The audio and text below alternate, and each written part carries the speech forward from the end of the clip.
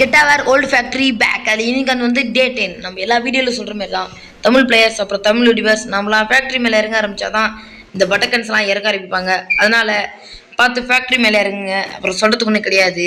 Old பீக்கை தான் நம்மளால் மீண்டு கொண்டு வர முடியல. ஓல்டு ஃபேக்ட்ரியாச்சும் நம்ம மீண்டு கொண்டு வரணும். அது வேறு யார் கையில் கிடையாது.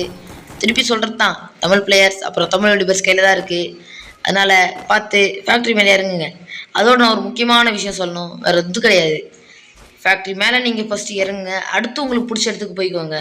அவ்வளோதான். நீங்கள் எந்த இடத்துக்கு வேணால் போகலாம். அதாவது கிட்ட இருக்கிற கிளாக் டவருக்கு போய்க்கலாம், இல்லை பீக்குக்கு போய்க்கலாம். அந்தமாரி எந்த இடத்துக்கு வேணால் போய்க்கோங்க. ஆனால் நான் வந்து இந்த இடத்துல அட்டாக் எடுக்கலான்னு சொல்லிட்டு இறங்கினேன். ஒரு எனிமி அதேமாரி மாட்டினான். அவனை அடிக்கிறதுக்கு இறங்கும்போது என்ன நினச்சி நீங்களே பாருங்கள்.